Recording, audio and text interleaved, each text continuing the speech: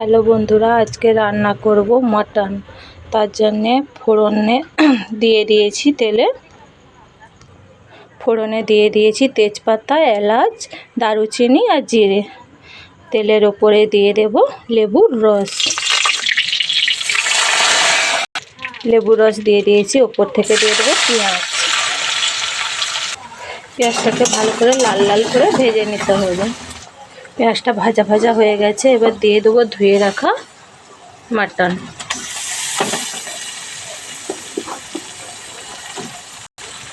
দিয়ে পেঁয়াজের সঙ্গে মাটনটাকে ভালো করে নেড়ে নেব 10 মিনিট। এইভাবে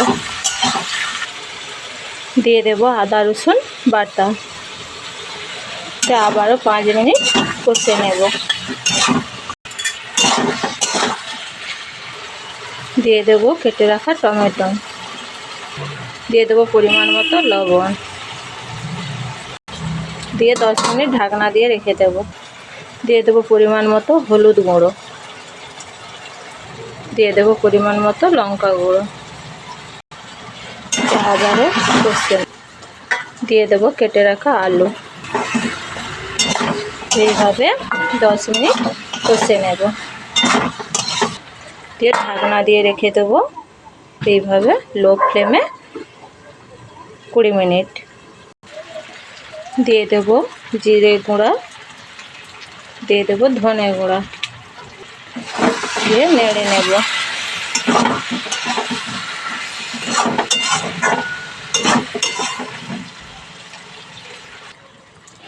দেখুন বন্ধুরা, মাংসটা কত সুন্দর কষা কষা হয়েছে, একটুও জল বের হয়নি, না আলুও সিদ্ধ হয়ে গেছে, মাংস কত সুন্দর সিদ্ধ হয়ে গেছে।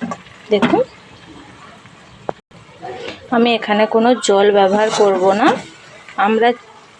আপনারা চাইলে জলও দিতে পারেন। আমি যেহেতু রুটি সাথে খাবো তাই এখানে জল দিচ্ছি না।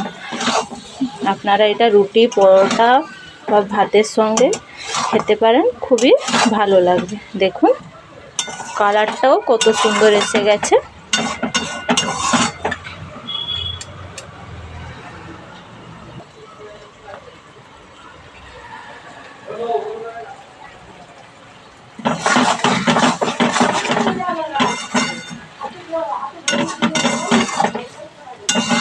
দেখা হবে বন্ধুরা পরের ভিডিওয়ে। ভালো লাগলে একটা লাইক, শেয়ার ও সাবস্ক্রাইব করে দেবেন।